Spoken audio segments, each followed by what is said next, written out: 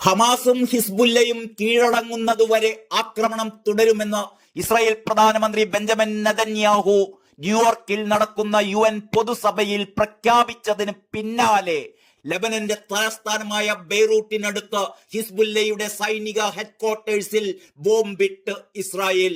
ദാഹിയ പട്ടണത്തിലുള്ള ജനവാസ മേഖലയിലായിരുന്നു അതിശക്തമായ വ്യോമാക്രമണങ്ങൾ. എത്ര പേർ കൊല്ലപ്പെട്ടു എന്ന വിവരം ഇതുവരെ ലഭിച്ചിട്ടില്ല. അതേസമയം ഈ ബോംബാക്രമണത്തിൽ ഹിസ്ബുല്ല നേതാവ് ഹസൻ നസ്രല്ല കൊല്ലപ്പെട്ടതായി സംശയം. നസ്രല്ലയെ വധിച്ചതായി ഇസ്രായേൽ അവകാശപ്പെട്ടതായാണ് അന്താരാഷ്ട്ര മാധ്യമങ്ങൾ റിപ്പോർട്ട് ചെയ്യുന്നത്. നസ്രല്ലക്ക് ഗുരുതരമായി പരിക്കേറ്റതായും ചില മാധ്യമങ്ങൾ റിപ്പോർട്ട് ചെയ്യുന്നുണ്ട്. പക്ഷേ ഇതുവരെ ഇത് സംബന്ധിച്ച് ഹിസ്ബുല്ല കേന്ദ്രങ്ങൾ ഒന്നും പ്രതികരിച്ചിട്ടില്ല. ഹാരറ്റ് റൈക്ക് പ്രവിശ്യയിലെ 6 കെട്ടിടങ്ങൾ പൂർണ്ണമായും നാമാവശേഷമായതായി ഹിസ്ബുല്ലയുടെ അൽമനാർ TV അറിയിച്ചു. റെസിഡൻഷ്യൽ കെട്ടിടങ്ങൾക്കടിയിലുള്ള ഹിസ്ബുല്ലയുടെ മുഖ്യ ആസ്ഥാനം ലക്ഷ്യമിട്ടായിരുന്നു ആക്രമണം നടത്തിയതെന്ന് ഇസ്രായേൽ സേനയുടെ വക്താവ് ഡാനിയൽ ഹഗാരി പറഞ്ഞു. ബെയ്റൂട്ടിനെ പിടിച്ചുകുലുക്കി തുടർച്ചയായ സ്ഫോടന പരമ്പരകളാണ് ഉണ്ടായിരിക്കുന്നത്. സ്ഫോടനത്തെ തുടർന്ന് നഗരത്തിൽ നിന്ന് കനത്ത പുകപടലമുയരുകയാണ്. തലസ്ഥാനത്തിന് പുറത്തുള്ള ബെട്രൂൺ പട്ടണത്തിലും ബോംബിട്ടതായി റിപ്പോർട്ടുണ്ട്. ആക്രമണത്തിൽ ബെയ്റൂട്ടിൽ നിന്ന് 30 കിലോമീറ്റർ അകലെ ഉത്തര മേഖലയിലുള്ള വീടുകളുടെ പോലും ജാലകവാതിലുകൾ ഇളകിപ്പോയതായും റിപ്പോർട്ടുണ്ട്.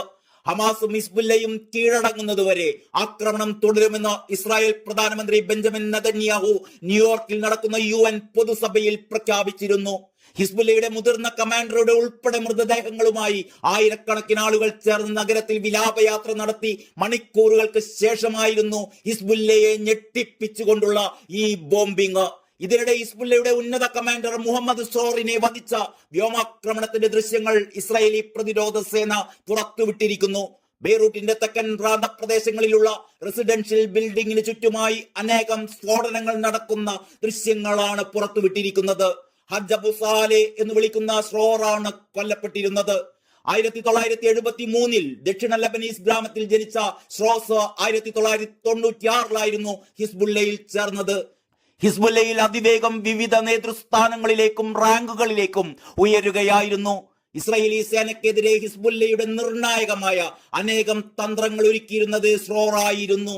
ലെബനന്റെ കിഴക്കൻ അതിർത്തിയിലും സിറിയയിലും ഇസ്രായേലിനെതിരെ അനേകം പോരാട്ടങ്ങളിൽ സ്രോർ പങ്കാളിയായിട്ടുണ്ട്.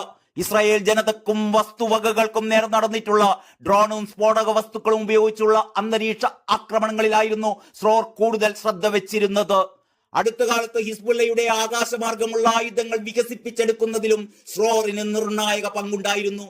ആയുധങ്ങൾ വികസിപ്പിക്കാനായി ദക്ഷിണ ലെബനനിലും ബെയ്റൂട്ടിലും മനുഷ്യവാസമുള്ള പ്രദേശത്തെ സൈറ്റുകളിൽ ഇവർ നടത്തിയിരുന്ന പ്രവർത്തനങ്ങൾ സാധാരണ ജനങ്ങളുടെ സുരക്ഷയ്ക്ക് ആശങ്ക ഉയർത്തുന്നതുമായിരുന്നു. യമനിലെ ഹൂതി വിഭാഗവുമായി ചേർന്നുള്ള സർഫസ് ടു എയർ മിസൈൽ യൂണിറ്റിനെ നയിച്ചിരുന്നതും സ്രോറായിരുന്നു. സ്രോറിന്റെ വധം ഇസ്രായേലും ഹിസ്ബുല്ലയും തമ്മിലുള്ള പോരാട്ടവും പകയും കൂട്ടാനിടയേക്കുമെന്നാണ് വിലയിരുത്തൽ. അതിനിടയിലാണ് ഇന്ന് കാലത്ത് നടന്ന ഈ അതിശക്തമായ ബോംബാക്രമണം.